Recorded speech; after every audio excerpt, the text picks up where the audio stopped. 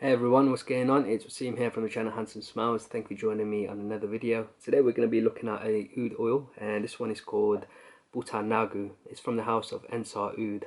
So you guys might have seen my first impressions of this. I got this oud oil a couple of months ago. It's a 3 gram bottle which was full right to the brim. But as you can see, I've put quite a bit of a dent into this oud oil. I've been wearing it quite often these past couple of months. Really enjoying it, mainly during the night times after I finish work and I just want to relax. This one has been a guilty-free swipe in the evenings for me to relax and just enjoy a nice oud. The reason why I say this is a guilty-free swipe is because of the price. This is one of Ensar Oud's more affordable offerings. A 3 gram bottle I believe retails for less than $170, which is quite cheap compared to his other oud oils which sell for about $600–700. I still can appreciate it's very expensive, $170 for 3 grams, but the quality that you're getting in this oud, I think it's definitely a fair price. So the name Bhutanagu suggests the wood is from Bhutan, which is 50% correct. This is a co-distillation, so 50% of the wood used in this is from Bhutan and the other 50% of the wood is from Cambodia. So the two oud oils were combined together after distillation to create this oud oil called Bhutanagu. According to Ensar's website, the description states that 50% of this oud oil is wild, it's not organic. So the wood was actually bought quite a few years ago, and at that time the price of wood was quite cheap compared to now. And this is why Ensar's team has been able to retail this at a cheaper price, because they were able to buy the wood quite a few years ago when it was a little bit cheaper. So that's a little bit of a description regarding Bhutanagu. But what do we really get in terms of the scent? When I first applied Bhutanagu on my skin, it gave me like a slightly dirty, peppery, spicy, sort of like a very soft, animalic, leathery, and definitely a sort of a musky feel in the opening with a touch of a woody element. And so the opening is quite strong and quite raw. However, in the opening, also in the background, get a very gentle sweetness and smoothness and like sort of like a golden sort of glow. And I believe that smooth, sweet, golden glow is coming from the Cambodia element of this scent, obviously. And the opening, that raw, slightly animalic, funky, spicy woodiness, and that leathery muskiness that I pick up must be coming from the Bhutan wood that's in this oud. So that's the opening, and as the fragrance develops, I find that the more animalic rawness of this scent starts to ease as the Cambodia element starts to become more prominent on my skin.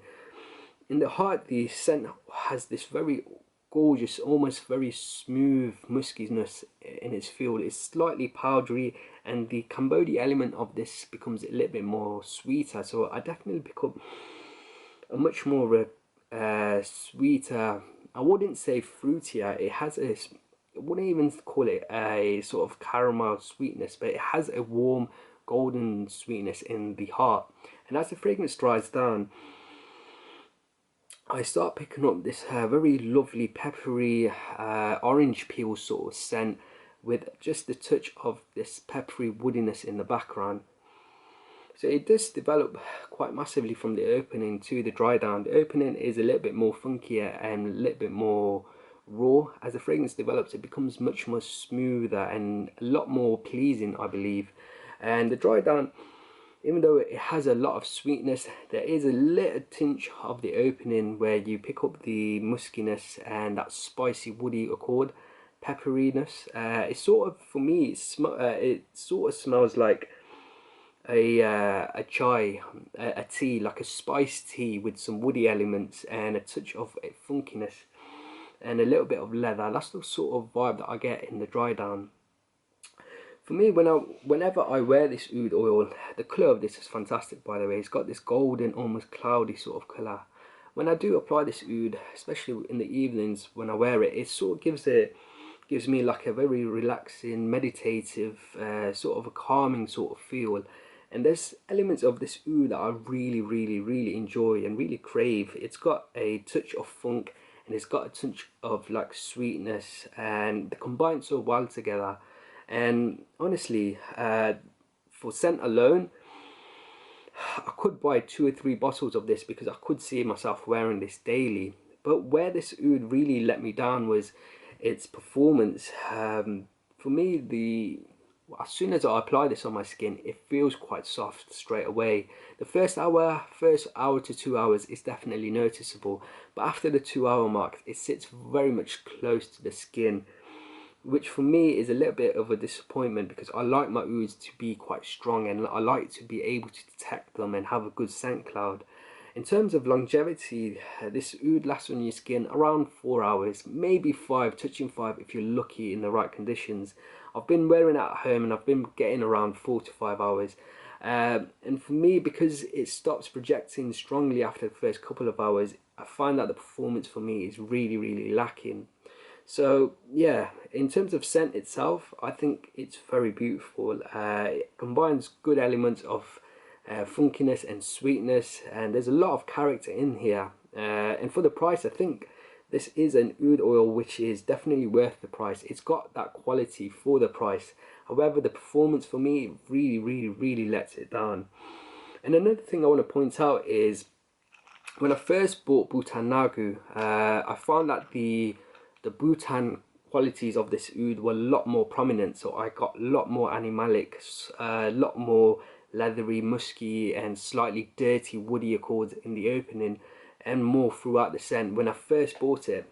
However, after the first month or so, I started noticing that every time I wore this, I was getting a lot more of the sweeter Cambodia elements of this oud. And I think because this is a co-distillation, the two oud oils are still aging and maturing together. So this is an oud that's gonna continue maturing and changing the longer you own it.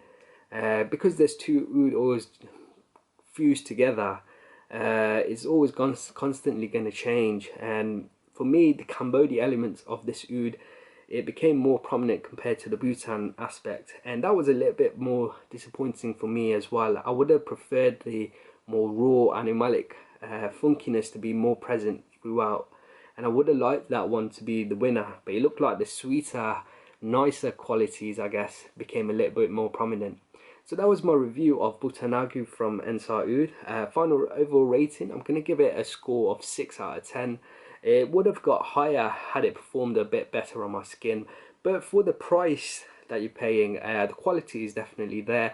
I would recommend picking up a sample, and if it's something that you enjoy, then maybe pick up a bottle. I guess because of the performance, I can see that some people may use this oud as like something to apply before praying, maybe before they meditate, or like myself, for those precious few hours after work where you just want to sit in front of the TV and you want to have a nice oud just to relax. And I think that would be, oh sorry about that, I nearly dropped it then. For that purpose, I think it would be perfect. So yeah, that was my review, guys. I hope you've enjoyed this video. If you have, please make sure to leave me a like and a comment below, and if you haven't subscribed to the channel, make sure you do. Until next time, my friends, see you later.